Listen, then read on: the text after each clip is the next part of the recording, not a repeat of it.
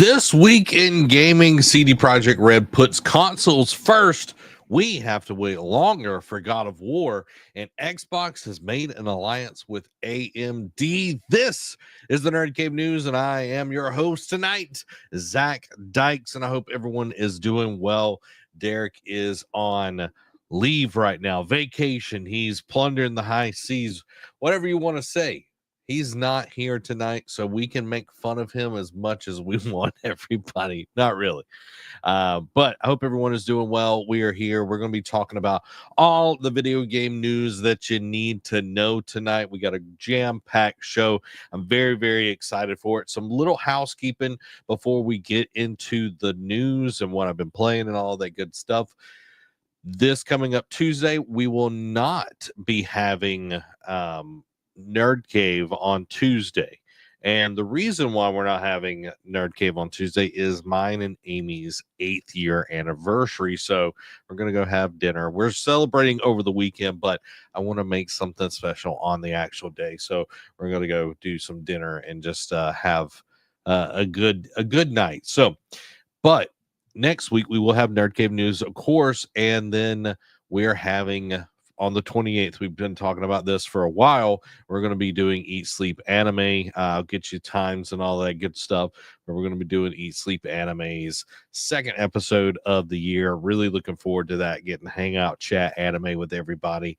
It's going to be awesome because this is a little bit different than what we've done last year. Is all of these episodes are live for everybody. They're not behind a paywall, so you get to check them out in real time. And guys, got a lot of good stuff to talk about, and it's going to be a fantastic episode.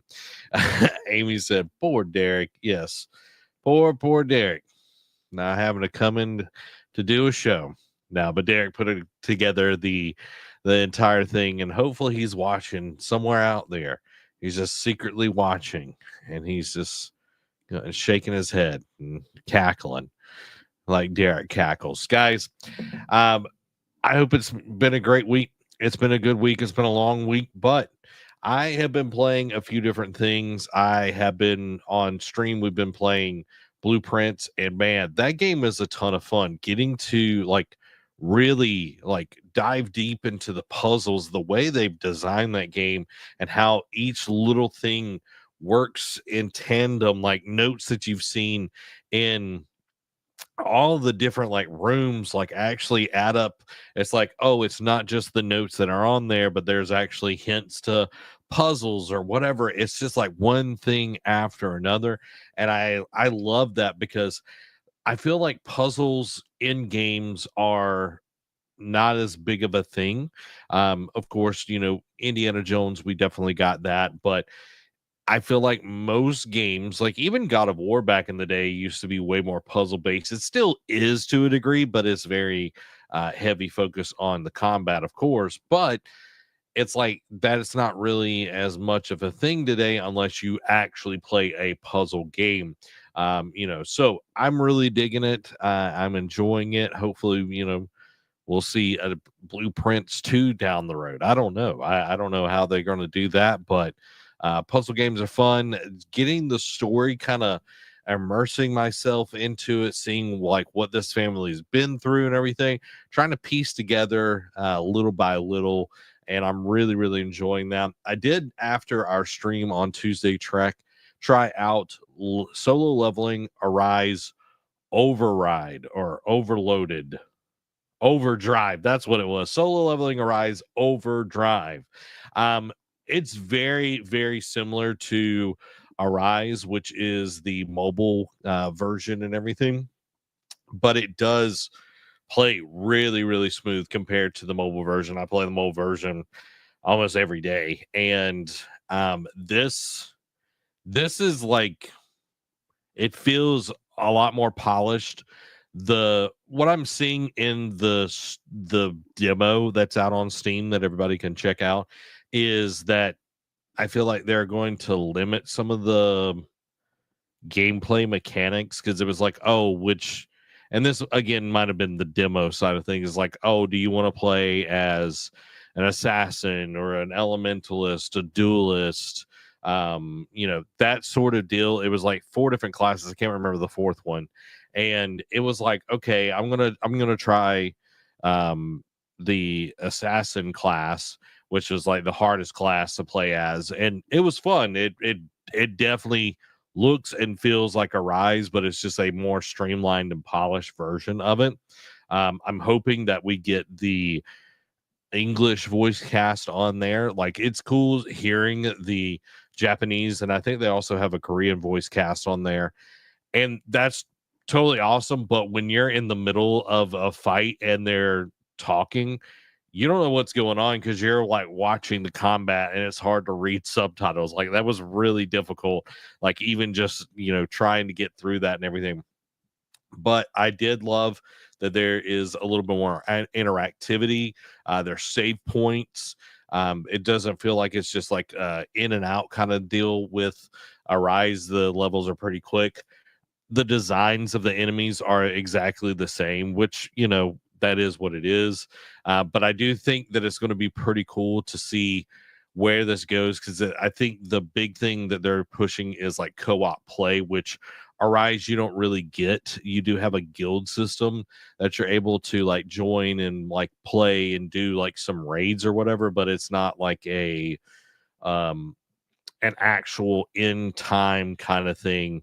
So that's pretty cool. I'm hoping that we do get sort of the same systems. They do have like the mana crystals and different things, but I hope that we get to like actually level up Genu and do the things that I've been doing in Arise. Maybe that will cross over. I'm not sure. I doubt that it will, but it would be cool to see like that actually brought over and continued in this. But it was cool, like getting to talk to characters and like they're interacting and like going into gates and everything. So I want to see more of it. I didn't go through the whole entire demo, but I want to go into more.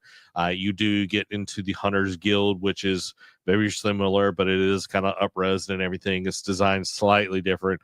There's like a balcony system and everything, but a lot of promising stuff. Again, I play a lot of solo leveling Arise, and I'm excited for Overdrive. I think it's going to be a ton of fun, and maybe I'll get Derek to try it out with me. I don't know like how much this game is going to be, or if it's going to be like a gotcha game, like the regular Rise is, where it's free to play, but they try to get you to pay through different microtransactions and everything. But it looks good.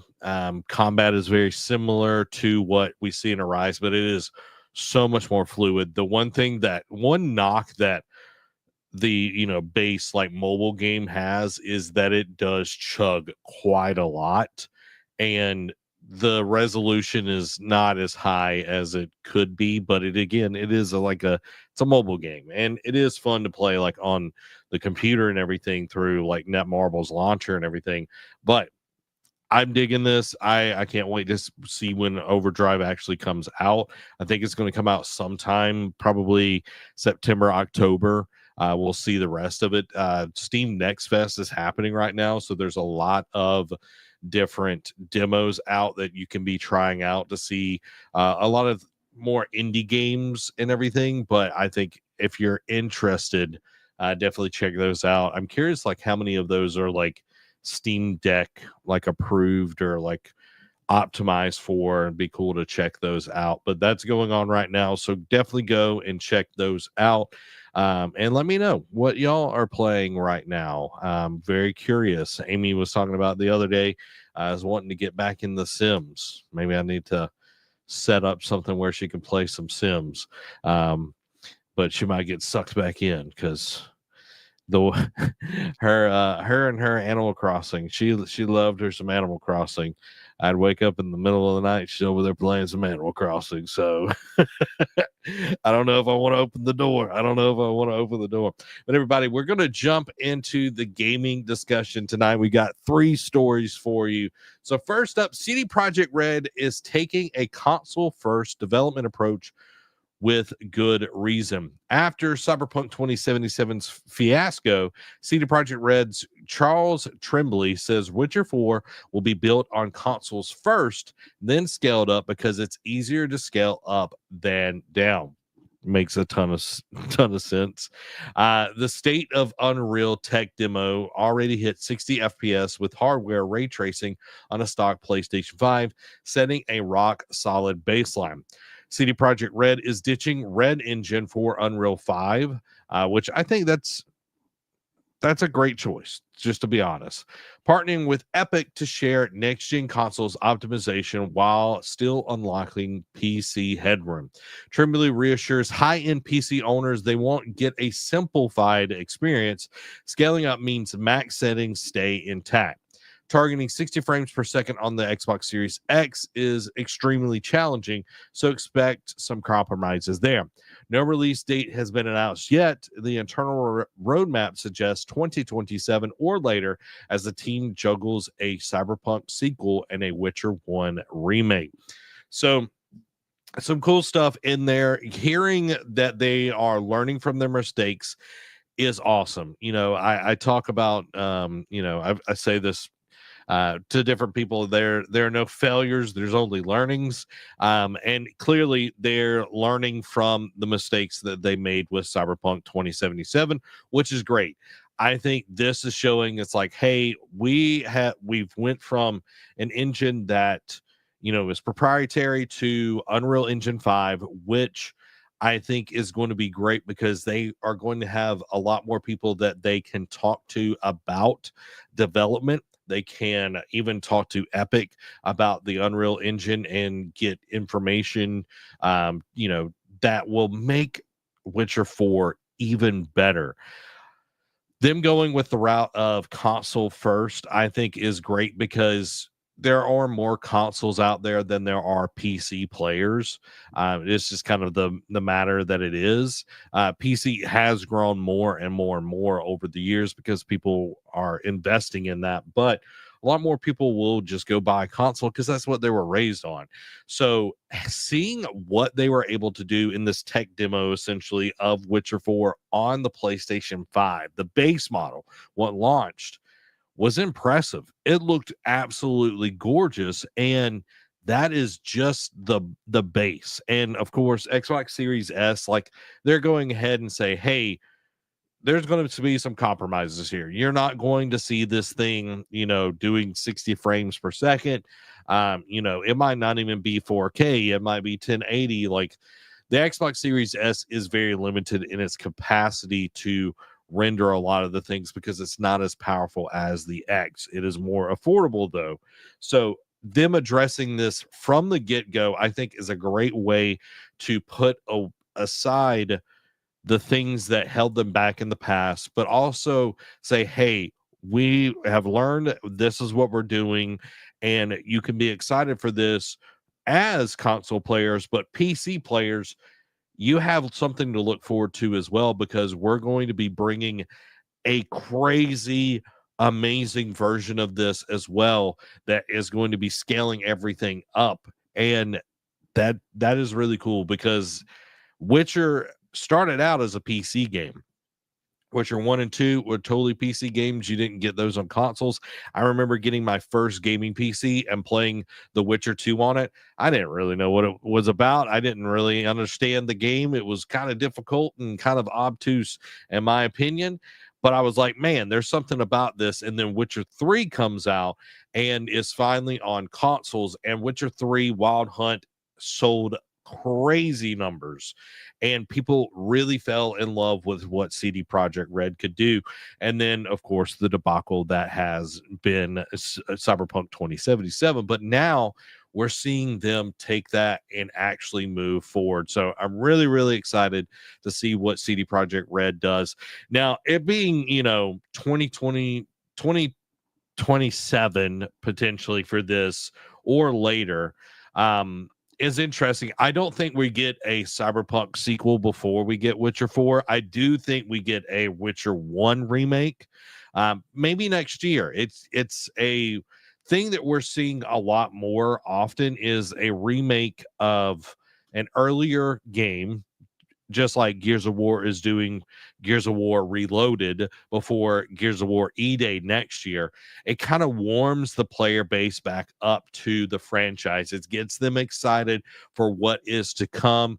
Improving some things could be, not only graphics, since it's a remake and not a remaster, that's going to be a lot more graphically updated and everything, and control wise. So we're not only getting like that, but it's also going to function a lot better, I'm assuming, unless they're very like going at this as a restoration project instead of like actually remaking it, kind of like what they're doing with Delta, Metal Gear Solid Delta Snake Eater. So that's more of an approach of upresing the graphics, making it look good, but keeping the core mechanics in place, and which that could be what we're seeing with Witcher 1. But I think we get Witcher 1 remake next year. We potentially get Witcher 4 in 2027, and then after that get Cyberpunk, because I feel like people really want The Witcher over, like, Cyberpunk has come a long way, a really, really long way since its release, but I think people are ready for Witcher because Witcher 3 came out last console generation, and they've been able to support it. They've been able to get it on a ton of different consoles and everything, and do different versions. They supported it for a really long time. That's something that I really respect about CD Projekt Red, is that they're able to support their games for a long time after they release. The end game is very long for them on their games, instead of others that kind of release it and that's it. They might do some patches here and there, but CD Projekt Red definitely goes in and not only update stuff, but they also give, a lot back. Like Witcher 3 got a ton of content afterwards, and all of it was free, which is kind of crazy to think in this day and age, but it made people really fall in love with that franchise. So I'm really excited for Witcher 4, and hearing what they have planned is going to be absolutely phenomenal. So cannot wait for Witcher 4 in the future. Michael, what's up, my man? Hope you're doing well tonight. Let's move into our second news story of the night. Rumor: the Greek God of War project has been pushed back to 2026. Jeff Grubb of Giant Bomb says Sony's unannounced Greek God of War spinoff and Bungie's Marathon have both been bumped internally to 2026, which we discussed. Marathon being bumped to 2026 on Tuesday on the stream, and kind of no surprise with that. But this one's interesting. So rumors call it a 2.5 Metroidvania set in ancient Greece, starring a pre-god Kratos and possibly Deimos. Oh, interesting. It was once tipped for a 2025 anniversary surprise, but its Summer Games Fest absence backs up the now delay window. Sony hasn't even acknowledged the prequel, so timelines still move. The extra year should let the team refine the side scroll combat without crunch. Expect any reveal to surface late in 2025 showcases, lining up marketing while keeping the 2026 launch target realistic. So if it's going to get announced, it's going to get announced at the Game Awards in December. That's what I definitely feel like. I'm still kind of out on this because we've got a lot of content that is from, and Derek and I kind of pitched an idea for this God of War, and it does kind of seem like we might be getting it where it is Kratos and his brother. But when you think about it, side scrolling is going to be slightly different. Like even the PSP games, Chains of Olympus, is it Ghost of Sparta? No, that was the first one. Chains of Olympus, and there was another one. I can't remember the name of it. No, Ghost of Sparta was the other one. Yeah, that's right. Both of those were good, and they were very similar to the game. It wasn't side scroller. So this, coming off the tail of how successful that Prince of Persia Lost Legacy did, I think this is it could do well. Like if it has the right mechanics, the right story, something different to give like a little bit of a different flavor to the God of War universe, I think that'll be pretty exciting because that will fill the void until we get the next full-blown God of War. And we've already seen them kind of set the precedent of announcing some God of War stuff at the winter side of things, the video game awards, and because they announced Valhalla and everything. So for me, I think this is exciting. I think this is going to be a potentially a cool thing. Of course, it being God of War, Derek and I will be all over it. We're not a huge like Metroidvania kind of gameplay people, but you know, we're here, we're ride or die on God of War, and we'll definitely be playing it. So I am excited about that, but I'm curious to see what your thoughts are.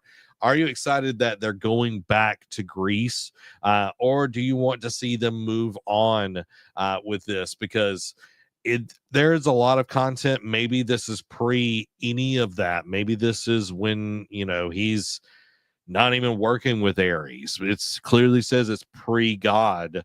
So that does open a lot of things. There are a lot of, you know, stories and different parts that could be pulled out of that time before he challenges Kratos in not Kratos before he challenges Ares in God of War 1 that we could explore. So I'm looking forward to it. I can't wait to get my hands on more God of War because it seems so far away. But you know what's not far away is making sure to subscribe right now to the Nerd Cave News on podcast services of your choice. And right here on YouTube, we come to you live each and every week at 7 p.m. Central Time on Tuesdays and Thursdays. Thursdays is all about the video game news that you need to know. And if you want to keep update to everything, you need to hit that subscribe button right now. Hit the notification bell. And while you're at it, while you're down there, go ahead and hit the like button because it helps tell the algorithm gods that you enjoy this and that you want to keep coming back each and every week. And to another story, guys. This is our last story of the night. This is a pretty quick one, but we do have the Patreon quick hits after this. A lot of waiting. That's literally why I put on the thumbnail. Now we wait. Microsoft confirms first party next gen Xbox consoles, announced deal with AMD, and promises full backwards compatibility with your existing Xbox library as the way it should be. Bo, that was a slick transition. Thanks, man. I appreciate that. Sarah Bond confirms a strategic multi-year partnership with AMD to co-engineer silicon for the entire next-gen Xbox family. The hardware lineup spans consoles, handheld, PC, cloud, and accessories in your living room and in your hands. AMD's custom chips aim for a deeper visual quality plus AI-enhanced gameplay. Microsoft calls it its biggest graphical leap yet. Microsoft pledges full backwards compatibility, keeping your existing Xbox library intact on its new machines. The platform is not locked to a single store or tied to one device, thanks to the tight Windows integration, opening the door to multiple storefronts on the consoles. So there's a lot of buzzwords in there. AMD, we saw in the ROG Ally Xbox X, whatever it is, the handheld has an AMD chip in there, which is the first time they made that chip for the ROG. And them being able to come in here, AMD is going to crush it. Of course, they're going to absolutely crush it for them. But being able to I didn't think that backwards compatibility would have been a question, to be honest. That's kind of Xbox's thing, is making sure that backwards compatibility is happening each and every iteration of their consoles. It's the thing that they've staked their, kind of reputation on. Now, being a Sony pony, it does suck that PlayStation 3 games are kind of sequestered on the PlayStation 3 unless you're kind of emulating them on the cloud somewhere and streaming it, because the PlayStation 3 has a totally different kind of configuration and the cell processors and all of that, and it's really, really expensive. That's why it was so flipping expensive when it came out. But the thing that I want to hit right here is the hardware lineup spans consoles, handhelds, PCs, cloud, and accessories, which we already get that. Consoles, we have the Xbox X Series S and X. Handhelds, we just got one announced that's coming out this December. PCs, we've already seen. Clouds, we've seen that. And accessories, which I'm assuming could mean like the Samsung integrations, the multiple places that you can play it as well. That might be cloud as well. But this is kind of exciting because it's like, hey, we're coming everywhere. Everything is an Xbox at this point in time. But the big one, here's the big one, everybody. Y'all pull up a chair, y'all lean a little bit closer here. The platform is not locked to a single store or tied to one device, which I kind of figured the one device thing wouldn't be a thing either, where you're able to, like, Nintendo's really bad about this, where like they lock things down pretty tight. But the single store, that means that on your Xbox, you might have the Microsoft store, which is the Xbox store and everything. Then you might have the Epic Game Store, Steam, and of course, like Battle.net and like all of that with like Activision is already kind of being rolled into like what Xbox is doing and everything. But being able to potentially access Steam on your Xbox would be insane. So what that means is, if you really want to get down to brass tacks, is that the way PlayStation is going, where they release a game 6 to 12 months later, not all the time, but most of the time, 6 to 12 months later, they will put out that whatever first party game is onto Steam. You could be playing PlayStation games on your Xbox. That's insane. That's insane. And maybe this is like, PlayStation has known about this and they're totally fine because, hey, more people are going to buy it, but then they don't have to put it on Xbox. You know what I mean? They kind of save face in a way. But this is kind of crazy because like Epic Game Store is not as big, but think about, it can also kind of hinder sales on the Xbox store. You know what I mean? It like, think about how many times we see Steam have insane sales on games where you don't see them anywhere else. Like, oh, you can get Space Marine 2 for whatever percent off, and then you check over on PlayStation or Xbox and it's not on sale. So it's like, okay, are they willing to give up that potential sell to sell a console? Like, there is a give and take here, because a lot of people will go for the discount that is on the Steam store over the, supporting Xbox side of things. So I'm very curious how that is going to be allowed, if there's going to be some guardrails on that or what. But I think that might be the only kind of like, hey, let's pump the brakes real quick. Let's see how we're going to play this, because if a lot of like, yes, a lot of PC players are never going to buy an Xbox. That's just like, they can play it on their PC and that's fine for them if they want to play Xbox games. But if you have the option to buy it cheaper somewhere, someone's going to buy something cheaper, unless they're like super hardcore fans. So, it's going to be a gaming PC for your living room. I could definitely see that. I think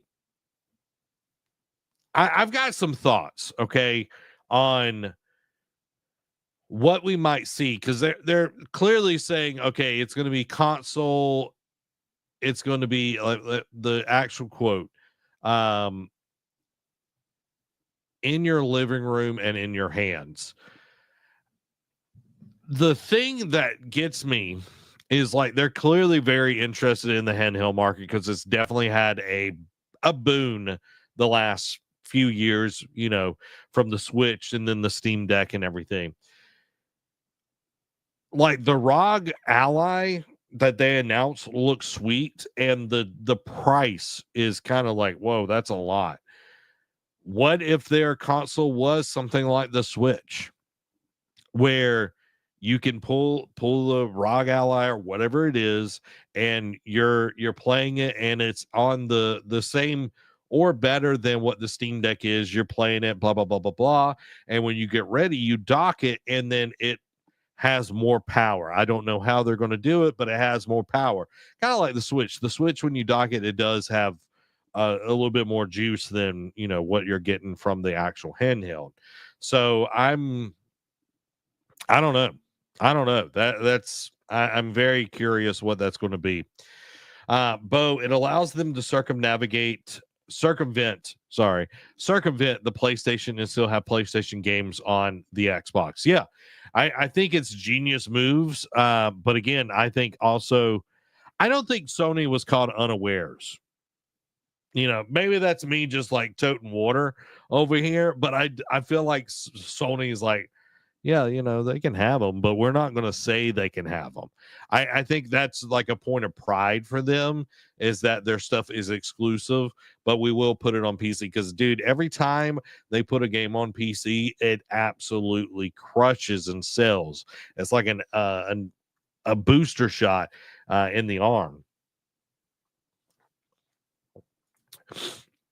Yeah, it's going to be running Windows like the ROG Xbox. Like, as long as the ROG Xbox runs really well, I'm fine with it running Windows and having like some parameters to like keep people from going like crazy. Like, let me the way I want to say this is, if the Xbox is running on Windows, I feel like there needs to be like one or two hoops, not like difficult hoops, but like on the Steam Deck, you've got to, you know, do like go into like a menu system and go outside and go into like the desktop version of it.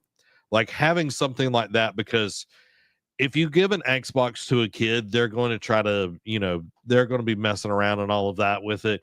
And you don't want to be like breaking consoles because some kid doesn't know how to do something on a Windows computer or whatever. So as long as they optimize it for the right thing, I'm down with it. And clearly, like, I think the ROG Xbox Ally X, whatever it's called, is going to do that. You know, so if they have that figured out, hey, more power to them. You know, they're smarter people than I am on there. So but I'm excited for this, you know, that they are moving forward. I do feel like this generation has been kind of mediocre, like at best, for gamers. You know, we haven't really got a ton of games. We've got a lot of promises of games. No, don't get me wrong. There's been some of my favorite games that are on this console, but some of them did also come to PlayStation 4. So it's like, yeah, we've gotten a lot of cool things, but we haven't also like gotten crazy amounts of stuff. And I know that we had a pandemic that was like in the very start of this, but we haven't really seen like this generation of consoles hit its stride.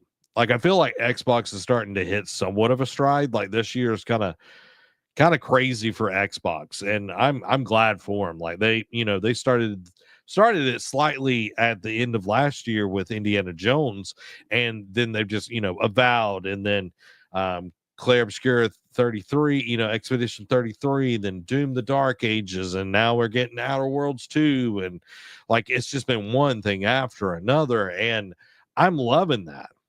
Ba-da-ba-ba-ba. I'm loving that for Xbox.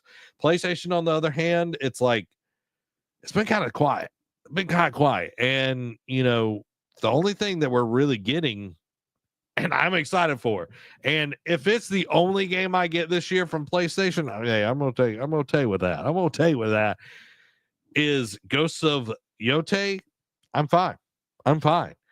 PlayStation can literally put out one game this year and I'll be fine because that's the game that I really want to play.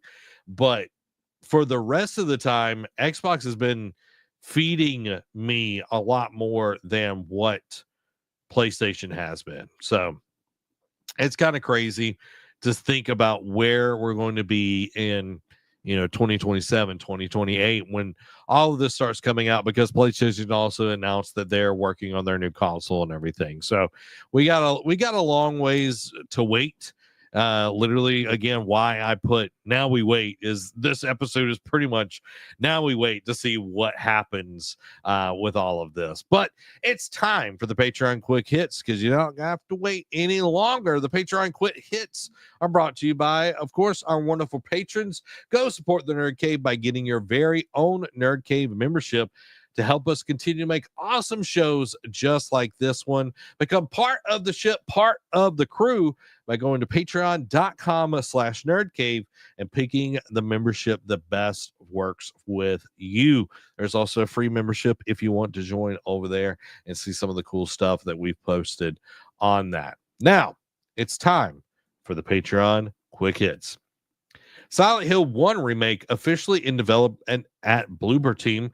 Sony CEO is keeping quiet on the PS6, but says the future of the platform is top of mind. Sony confirms PS5 records more monthly users than the PS4 for the first time. Herman Hulst says Sony is very thoughtful in its consideration of which PlayStation games come to PC. Herman Hulst says Astrobot is one of PlayStation's most exciting recent successes and emerging IP. Sony looks to add more value to PlayStation Plus and adjust prices accordingly to maximize profitability. Sony pledges not to repeat Concord's mistake as it restructures the dev and review process of its games. Mario Kart World is selling faster than the Switch 1 title Legend of Zelda Breath of the Wild during respective console launches. I think because it pretty much just comes with a console. Who's going to pay for the full Mario Kart when that's the only game that's really out there? Needless to say. Boosted by Netflix anime, Devil May Cry 5 sells top 10 million. GameStop to double down on high margin potential trading cards, Pokemon TCG, and like a natural extension of their existing business. Switch 2 consoles worth 1.4 million stolen in brazen GameStop truck heist. What? Warhammer 40K Space Marine 2 sells 7 million in less than a year, showing why Space Marine 3 was confirmed so soon. Mind's Eye dev heartbroken amid troubled launch as players report success with refunds and sponsored streams are canceled last minute. Like, this game is literally the next Cyberpunk 2077. Mind's Eye is currently 2025's worst rated game by following bug-ridden launch. Metal Gear Solid Delta Snake Eater has an online multiplayer mode called Fox Hunt with completely different gameplay than Metal Gear Online. Red Dead Redemption voice actor teases such exciting news that he can't wait for you to know. Red Dead Redemption 2 voice actor similarly backs up exciting news previously teased by John Marston actor. Region locks removed by Sony for various PlayStation PC games, including The Last of Us Part 2 Remastered.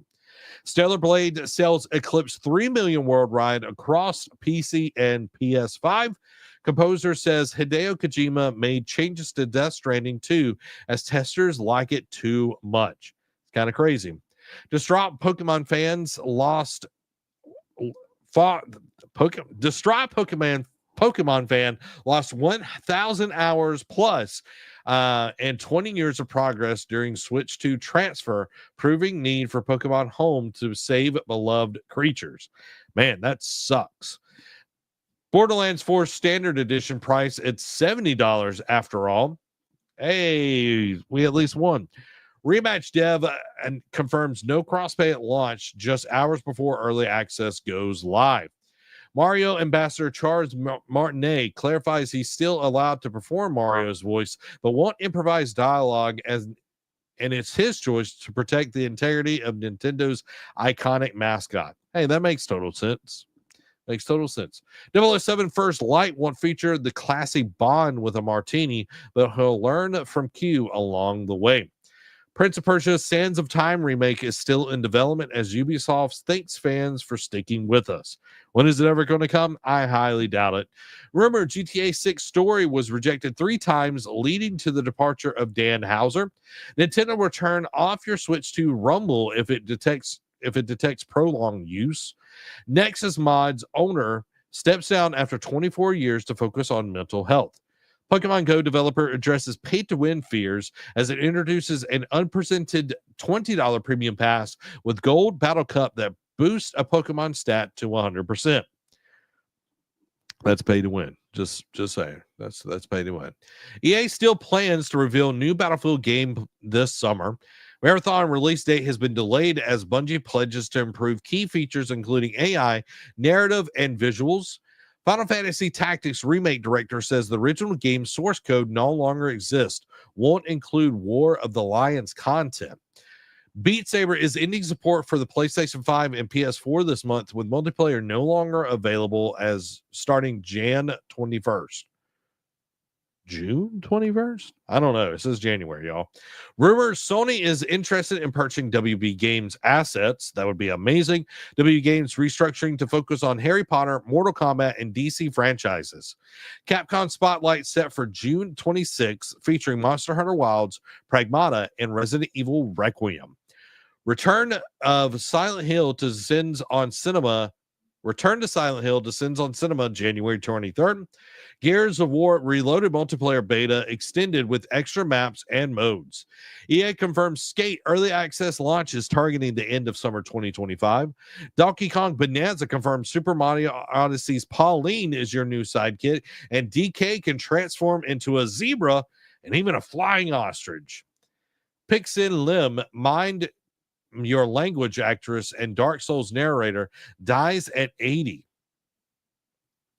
8 years after Fortnite's original Save the World mode launched, Epic announces new 4-player PvE offering that's essentially Helldivers with Lego. That's pretty cool. Out Fishing, a first-person horror fishing simulator, has been announced for PC. I did see a trailer of that. It is kind of interesting, but I will not be playing it. Guys, I hope you have enjoyed this episode of the Nerd Cave News. It's been great to serve you tonight. We'll be back next Thursday with more Nerd Cave News. And, of course, we're going to be live with Eat Sleep Anime on the 28th. And it's going to be a great time. We're going to be hanging out. We're going to be chatting anime. And I cannot wait to get to just hang out with all of you. Thank you so much for watching. This has been Zach, and have a blessed week. Bye-bye.